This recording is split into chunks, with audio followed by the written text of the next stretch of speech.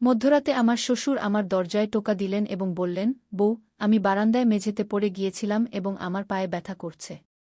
যদি তুমি একটু মালিশ করে দিতে তাহলে হয়তো আমার একটু আরাম হতো। তখন আমি আমার শ্বশুরকে বললাম, আপনার আঘাত লেগেছে, তাই এতটুকু তো আমাকে করতেই হবে কি। এরপর আমি আমার শ্বশুরকে আমার বিছানায় শুইয়ে দিলাম এবং তার পায়ের আঘাতে একটু তেল নিয়ে মালিশ করতে লাগলাম। এরপর যা ঘটেছিল তা কেউ কল্পনাও করতে পারবে না, কারণ এরপর আমার জীবন সম্পূর্ণভাবে বদলে গিয়েছিল। বন্ধুরা, আজকের এই মোহনীয় গল্পে আপনাদের সবাইকে স্বাগতম। আমার বিয়ের মাত্র 10 মাস পরই আমার স্বামী হঠাৎ একটি সড়ক দুর্ঘটনায় মারা যান।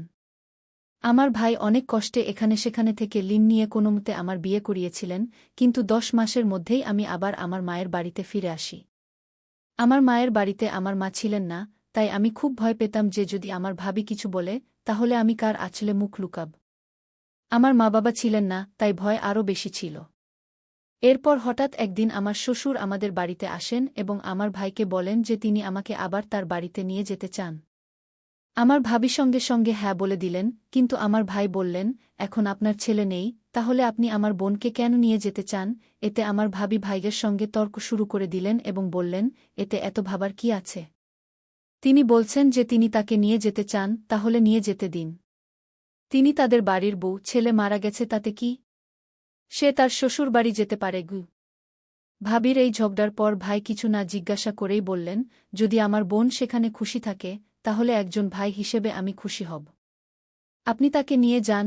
এরপর আমার শ্বশুর আমাকে বললেন, চলো, কাপড় নিয়ে আসো। আমি আমার ভাবির সব অত্যাচার সহ্য করে আমার শ্বশুরের বাড়ি যাওয়ার সিদ্ধান্ত নিলাম। সেখানে পৌঁছে আমি আমার রুমে কাপড় বদলাচ্ছিলাম, তখনই আমার শ্বশুর এসে বললেন, বউ, 1 কাপ চা বানিয়ে দাও। আমি দ্রুত রান্নাঘরে গিয়ে চা বানালাম। চা পান করার সময় তিনি বললেন, বউ, তুমি কি জানো এই বাড়িতে আমি একেবারে একা? আমার ছেলে ছিল একমাত্র সন্তান, আর তোমার স্বামীও চলে গেছেন। তাই আমি তোমাকে এখানে নিয়ে এসেছি, যাতে আমার মনে হয় আমি এখানে একা নই। গিয়ে আমি বললাম, পিতাজি, আপনি একেবারে চিন্তা করবেন না। আমি তো আপনার মেয়ের মতো, আর সবসময় আপনার সঙ্গে থাকব। এরপর আমার শ্বশুর বললেন, আমি জানি তুমি আমার সঙ্গে থাকবে, কারণ তোমার ভাবি তোমাকে মায়ের বাড়িতে কখনো শান্তিতে থাকতে দেবে না। এইভাবে কিছু দিন কেটে গেল।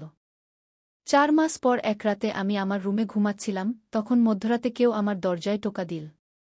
আমি বুঝে গেলাম যে এটি আমার শ্বশুরই হবেন, কারণ এই বাড়িতে আমার এবং পিতাজি ছাড়া আর কেউ নেই, আর মধ্যরাতে কে দরজায় টোকা দেবে? আমি ভাবলাম যে হয়তো শ্বশুরজির কিছু দরকার আছে, তাই দরজা খুলে দিলাম। দরজা খুলতেই আমার শ্বশুর আমাকে ধরে ফেললেন এবং বললেন, বউ, আমি বারান্দায় মেঝেতে পড়ে গিয়েছিলাম, মনে হয় আমার পায়ে মোচক। তিনি প্রকাশ করেছিলেন যে তিনি আমার জীবনকে একটি নতুন দিকে ঘুরিয়ে দিয়েছিলেন। তার কথাগুলো আমাকে গভীরভাবে নাড়িয়ে দিয়েছিল। যখনই আমি ঘুমাতে যেতাম তার কথা আমাকে ভাবতে বাধ্য করত। তিনি বলতেন যে আমার সাথে থাকলে তিনি তার একাকিত্ব অনুভব করেন না এবং তিনি চান যে আমরা দুজনেই একটি নতুন জীবন শুরু করি।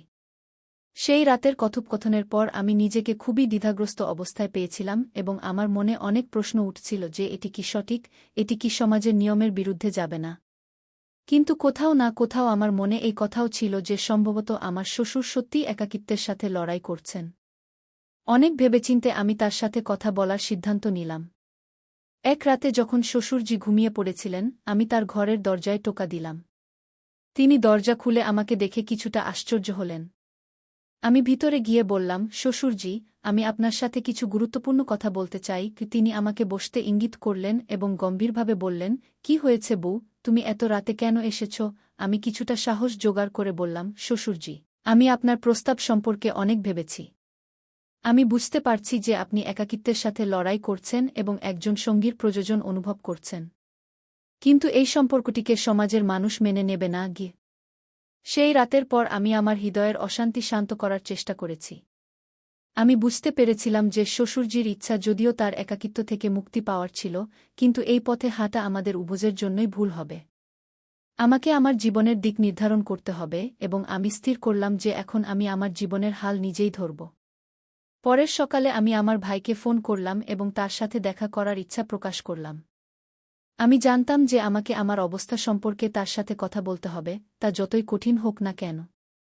ভাই আমাকে দেখা করতে বললেন এবং আমি তার সাথে দেখা করার জন্য প্রস্তুত হলাম। যখন আমি মায়ের বাড়িতে পৌঁছালাম, ভাই আমার মুখের উৎকণ্ঠা বুঝতে পারলেন। আমি তাকে সবকিছু বললাম, শ্বশুরজির কথা, তার অনুভূতি এবং আমার মনের বোঝা।